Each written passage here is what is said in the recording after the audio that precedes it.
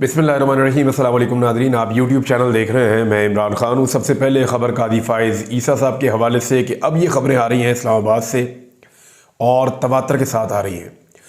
जितने लोग कोर्ट्स को कवर करते हैं उनका ये कहना है, और जो reporters supreme court of Pakistan में जाते हैं, जो जर्नलिस्ट इससे वाबस्ता है, उनमें अक्सरियत ये दावा कर रही है कि काजी फ़ाइज़ ईसा साहब अपनी अक्सरियत खो चुके हैं। यानी जो अभी हालिया केसेस चल रहे हैं या मामला चल रहे हैं सुप्रीम कोर्ट ऑफ पाकिस्तान में, उसमें काजी फ़ाइज़ ईसा साहब के पास जो एक पहले ऐसा लगता था कि उनके पास अक्सर जजेस की हमायत मौजूद है, लेकिन इन मामलात में उनके पास अक्सर जजेस की हमायत मौजूद नहीं है। अक्सरियत जो है वो दूसरी जानिब खड़ी है और काजी फ़ाइज़ ईसा साहब वहाँ पे अकेलापन या अक़लियत महसूस कर रहे हैं। उसकी एक वजह ये बताते हैं सहाफ़ी कि जो फुल कोर्ट मीटिंग्स हुई थी उनके मिनट्स अभी तक जारी नहीं किए गए। यानी ये नॉर्मली होता है कि जो फुल कोर्ट मीटिंग होती है, जजेस जब तमाम बैठते हैं, जो उनमें बातचीत होती है उनके मिनट्स जारी कर दिए जाते हैं, लेकिन वो मिनट्स जारी नहीं किए गए। और मुबैना तौर पे कुछ सहाफ़ी ये दावा कर रहे हैं इस्लामाबाद से, बल्कि उन्होंने इसके ऊपर अपने वीलॉग्स भी बनाए हैं और इन्फॉर्मेशन को सोशल मीडिया पे भी डाला है। पाकिस्तान का जो रवायती मीडिया है या इलेक्ट्रॉनिक मीडिया है उसमें तो इतनी जान नहीं है कि वो इस तरह की खबर चला सके, लेकिन सोशल मीडिया पे ये खबर हर तरफ चली है। और ख़बर ये कह रही है कि काजी फ़ाइज़ ईसा साहब के पास वो अक्सरियत नहीं है जो वो माजी में इंजॉय करते थे। और बड़े इख्तलाफात सामने आए हैं इस मामले में, जब 6 जजेस ने ख़त लिखा और उस ख़त के ऊपर जिस वक्त फुल कोर्ट मीटिंग्स बुलाई गई तो उसमें जजेस ने जिस तरह के जुमले बोले, जो रिमार्क्स आए, जो वहाँ पे डिस्कशन हुई, उसको अभी तक पब्लिक नहीं किया जा रहा। उस मीटिंग के जो मिनट्स हैं उनको छुपाया जा रहा है या अभी तक उनको मंजर आम पर नहीं लाया जा रहा। और उसमें जो चीज़ें हैं वो जब मंजर आम पर आएंगी तो पता चल जाएगा कि काजी फ़ाइज़ ईसा साहब की हमायत कितनी कम हुई है। नंबर 1। नंबर 2, इस वक्त जो बेंच मौजूद है 6 रुकनी बेंच, इस बेंच में काजी फ़ाइज़ ईसा साहब की हमायत मौजूद है मुख्तलिफ रिपोर्टर्स के मुताबिक। और ये बेंच इस तरह का है कि यहाँ पे काजी फ़ाइज़ ईसा साहब जैसा चाहेंगे वैसा फैसला कर पाएंगे और ज़्यादा जजेस उनका साथ देंगे। लेकिन अगर वो फुल कोर्ट में जाते हैं, जिसका उन्होंने पहले इंदिया दिया था कि 29 या 30 तारीख को मैं फुल कोर्ट बना दूंगा, अगर वो फुल कोर्ट के अंदर जाते हैं तो फिर काजी फ़ाइज़ ईसा साहब वो नहीं कर पाएंगे या वहाँ से वो फैसला नहीं आएगा जो बज़ाहिर दिखाई देता है कि काजी फ़ाइज़ ईसा साहब जिस तरफ जाना चाह रहे हैं। अब क्योंकि ये मामला एस्टेब्लिशमेंट से रिलेटेड है, पाकिस्तान की इंटेलिजेंस एजेंसीज के ऊपर ये इल्ज़ाम है कि उन्होंने पाकिस्तान की जुडिशरी के ऊपर दबाव डाला और सियासी मुकदमात में जजेस को दबाव में लेकर अपनी मर्जी के फैसले करवाने की कोशिश की है। और यही शिकायत जब पहुंची है सुप्रीम कोर्ट ऑफ पाकिस्तान में, इससे पहले भी ये शिकायत आती रही है, तो उसके बाद फुल कोर्ट मीटिंग्स हुई थी। काजी फ़ाइज़ ईसा साहब ने जो इतना लंबा टाइम दिया पहली पेशी के बाद दूसरी पेशी के लिए, उसमें बज़ाहिर लगता था कि अब फुल कोर्ट बनेगा और काजी साहब चाहते हैं सारे जज इकट्ठे हो जाए ईद के बाद फिर फुल कोर्ट बन जाए। लेकिन अब कुछ रिपोर्टर्स और कुछ और लोग ये दावा कर रहे हैं, बल्कि सिद्दीक जान ने इसके ऊपर बड़ी डिटेल खबर दी है और उन्होंने कहा कि काजी फ़ाइज़ ईसा साहब ने एक्चुअली एक लंबा टाइम दिया था कि अगर कोई भी इन 6 जजेस में से 1, 2, 3 को मैनेज करना चाहता है तो मैनेज कर ले, जजेस को तोड़ना चाहता है तो तोड़ ले, या उनके खिलाफ कोई स्कैंडल या कोई और चीज़ बनाना चाहता है तो उनके खिलाफ बना लिया जाए। तो ये लंबा टाइम इसलिए दिया गया था, लेकिन इस लंबे टाइम में भी किसी किस्म की कोई कामयाबी हासिल नहीं हुई। मुतीउल्लाह जान साहब ने भी एक खबर दी है, वो ये बता रहे हैं, और ये बड़ी अजीब चीज़ है जो मुतीउल्लाह जान साहब बता रहे हैं। वो ये कह रहे हैं कि वज़ीर कानून और अटॉर्नी जनरल इन चीज़ों से आगाह थे, बल्कि उनको आगाह किया गया था 2023 में जब जजेस के ऊपर ये दबाव आया था और वो इस सूरत हाल से गुजर रहे थे, लेकिन उन्होंने कुछ नहीं किया। और साथ ही मुतीउल्लाह जान साहब ने बताया कि राब्ते उनकी एजेंसियों के साथ थे और उन्होंने एक्शन कोई नहीं लिया। तो ये एक बड़ा सीरियस इल्ज़ाम है, बड़ी सीरियस बात है, इसका भी नोटिस होना चाहिए सुप्रीम कोर्ट ऑफ पाकिस्तान में और बाकायदा अटॉर्नी जनरल से और वज़ीर कानून को बुलाकर पूछा जाना चाहिए कि आपको जब जजेस ने ये कहा तो उसके बाद आपने क्या किया। बल्कि काजी फ़ाइज़ ईसा साहब से भी पूछा जाना चाहिए और जस्टिस आमिर फारूक साहब से भी पूछा जाना चाहिए कि जब आपको जजेस ने बताया कि दबाव आ रहा है तो उस पर आपने क्या किया। फुल कोर्ट काजी साहब बनाना ही नहीं चाहते, इसको डिले कर रहे हैं। 7 मई पे ये मामला चला गया है।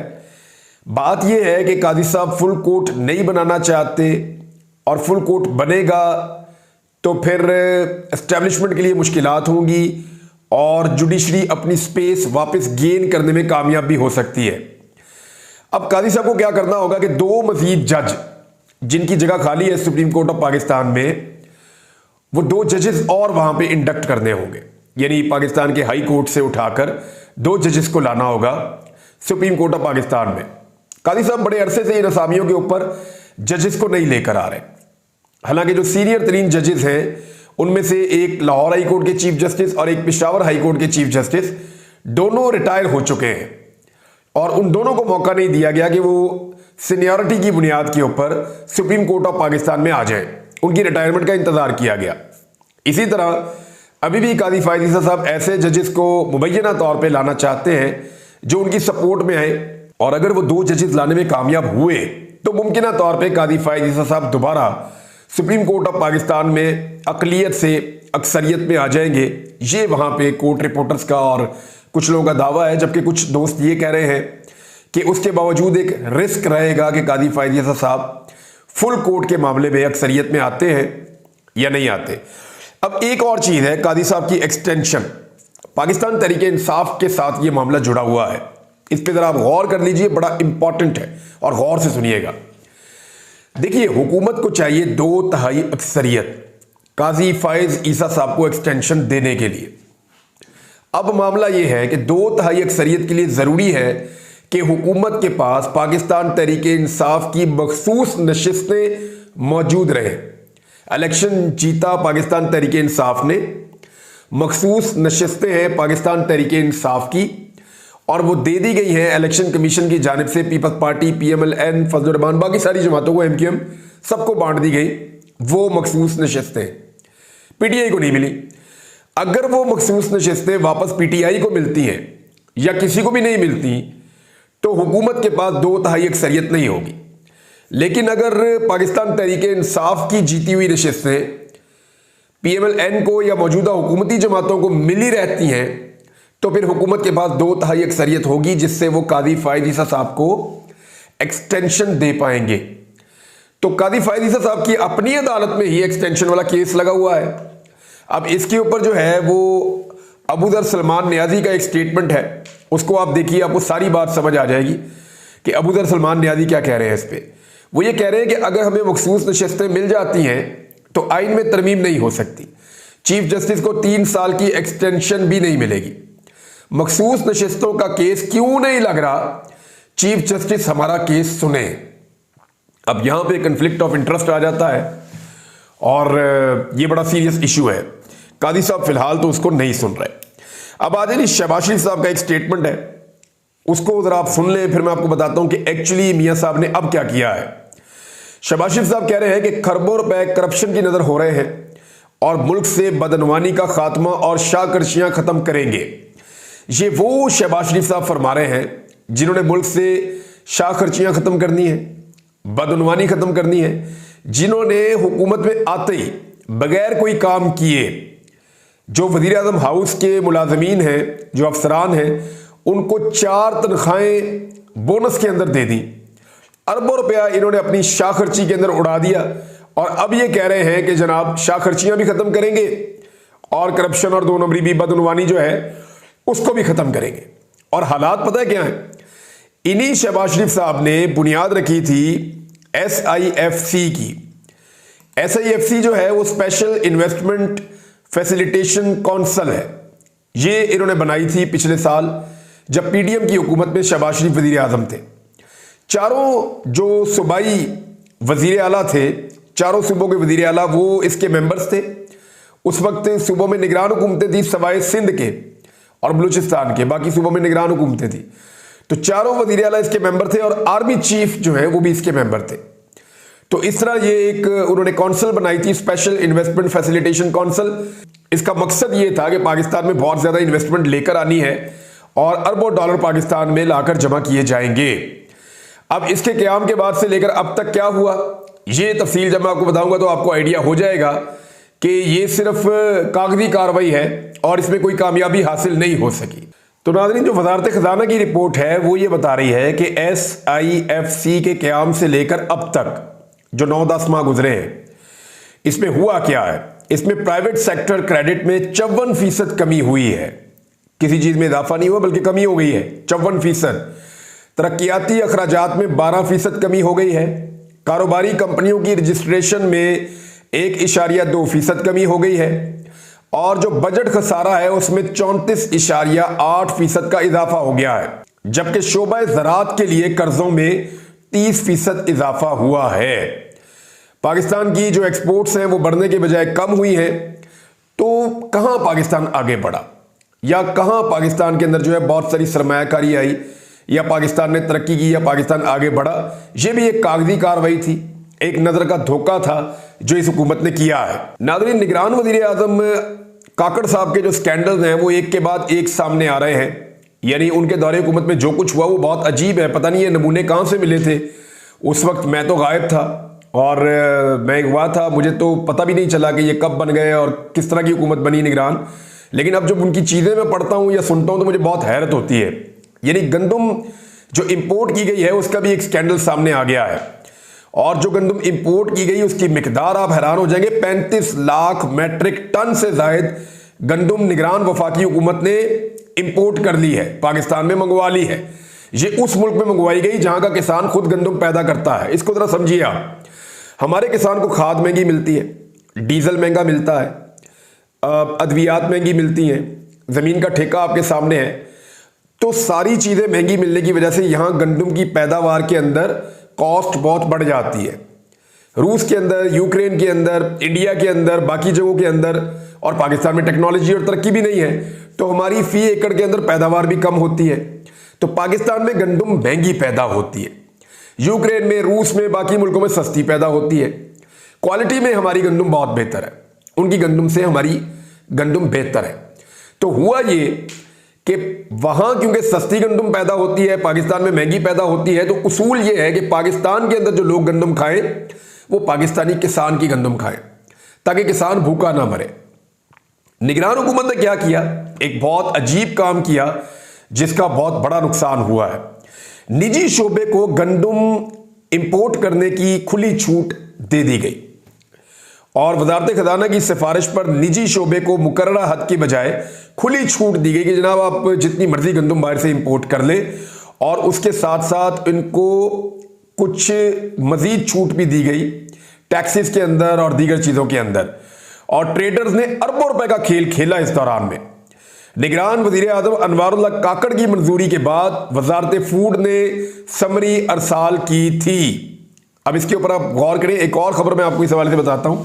ये बहुत बड़ा स्कैंडल है जिसमें टोटल नुकसान जो अब तक पता चल रहा है वो 300 अरब रुपए से जायद का नुकसान है। यानी जितने पैसे आपने IMF से लिए हैं ना अभी, रो रो के, पिट पिट के, मर मर के, उससे ज्यादा का नुकसान सिर्फ एक स्कैंडल के अंदर कर दी निगरान हुकूमत। एक और बड़ा स्कैंडल है नाज़रीन काकड़ साहब के दौर का। पाकिस्तान में मेडिकल एजुकेशन का एक बड़ा स्कैंडल है। बहुत सारे प्राइवेट मेडिकल कॉलेजेस ने MBBS और BDS के नए तलबा को खूब लूट लिया है। एक साल की 10 लाख रुपए से लेकर 28 लाख रुपए तक फीसें वसूल कर ली हैं उन्होंने। सब कुछ PMDC के सामने हुआ है। 4 महीने गुजर गए मगर तलबा को अभी तक इंसाफ नहीं मिल सका। निगरान वजीर सेहत नदीम जान के जाने के बाद मामले को दबाने की कोशिशें की जा रही हैं, ये एहतशाम अली अब्बासी साहब ने रिपोर्ट किया है। और वजारत सेहत का कोई वजीर ना होने की वजह से वजारत सेहत भी खामोश है। तलबा और उनके वालिदैन बार बार वजीर आजम को लूटने वाले प्राइवेट मेडिकल कॉलेजेस के खिलाफ कार्रवाई की अपीलें कर रहे हैं और वालिदैन की मुतल्लिका रेगुलेटर PMDC के अफसरान के खिलाफ भी कार्रवाई का मुतालबा। PMDC कई महीनों से मामले पर कमेटी बनाने के नाम पर टरखा रही है। यानी ये एक और स्कैंडल है और ये प्राइवेट कॉलेजेस के साथ मिलकर गरीब वालिदैन की जेब के ऊपर डाका डाला गया है और बहुत बड़े पैमाने पर डाला गया है। नाज़रीन, इमरान खान साहब के ऊपर जो केसेस बनाए गए थे, हमने आपको पहले बताया था कि वो काम नहीं कर रहे हैं। ना तोशाखाना काम कर रहा है, ना साइफर काम कर रहा है, ना अलकादर यूनिवर्सिटी वाला काम कर रहा है, इद्दत में निकाह वाला वैसे ही फारग है। तो अब ये किया गया है कि तोशाखाना का एक नया केस इमरान खान साहब के ऊपर लॉन्च किया जा रहा है। तो यहां से आप अंदाजा लगा लीजिए कि पहले वाले केसों की हैसियत क्या है और उनकी मौजूदगी में इमरान खान को ज्यादा देर तक जेल में रखना मुमकिन नहीं होगा। लिहाजा मामला को लटकाने के लिए एक नया तोशाखाना मुतारिफ करवाया जा रहा है। फजलुर रहमान साहब ने जो स्टेटमेंट दिया है वो बहुत इंटरेस्टिंग है और कैप्टन सफदर ने भी बड़े अजीब अजीब काम कर दिए हैं। उनके स्टेटमेंट का अगला हिस्सा आया तो वो सुनकर मुझे पहले से भी ज्यादा दिलचस्प लगा। फजलुर रहमान साहब कह रहे हैं कि बिला वजह शहबाज शरीफ की शिकायत की गई है, इस बेचारे की तो हुकूमत ही नहीं है। यानी शहबाज शरीफ को अब सब कहना शुरू हो गए कि उनकी हुकूमत नहीं है और वो कोई वक़्त नहीं रखते। जबकि कैप्टन सफदर ने कहा कि मैंने जब कहा कि जनरल बाजवा बताए कि उसका ससुर और बीवी कादियानी है तो मुझे 10 साल के लिए नाअहल कर दिया गया। अगला स्टेटमेंट जो है ना वो कैप्टन सफदर का बहुत इंटरेस्टिंग है। अब इस स्टेटमेंट में कैप्टन सफदर कह रहे हैं कि मौलाना जहाद का हुक्म दें, मुझे मुस्लिम लीग नून के हवाले से ना बुलाया जाए, मैं सिर्फ मुसलमान हूं। यानी ये तो कैप्टन साहब ज्यादती कर रहे हैं, कैप्टन सफदर साहब, कि वो मुस्लिम लीग नून का मुझे ना बुलाया जाए, मुझे मुसलमान बुलाया जाए, तो नून लीग वाले फिर क्या है? ये तो हद कर दी कैप्टन साहब ने और बहुत अजीब बात की है। मौलाना फजलुर रहमान साहब के बारे में पाकिस्तान तहरीक इंसाफ का ये कहना है कि उनसे बातचीत चल रही है, जबकि हो सकता है उनके साथ मिलकर एहतजाज करें और वो हमारे इत्तेहाद को ज्वाइन कर लें। जबकि अली अमीन गंडापुर ने यह कहा कि फजलुर रहमान साहब अब कुछ कुछ सच बोल रहे हैं, उनके पास और भी बहुत सारे राज हैं, उन्हें मजीद भी सच बोलना चाहिए। अब एक पोल और जो है वो राना सनाउल्लाह साहब ने खोल दिया। उन्होंने कहा कि जनरल बाजवा की एक्सटेंशन के बदले हमें इमरान खान को फेस करने और उसकी ताकत कम करने में मदद मिली। यानी वो फिर कह रहे हैं कि जनरल बाजवा सियासत के अंदर इन्वॉल्व थे। अब तक के लिए इतना ही, अपना ख्याल रखिएगा, अपने इस चैनल का भी। अल्लाह हाफिज़।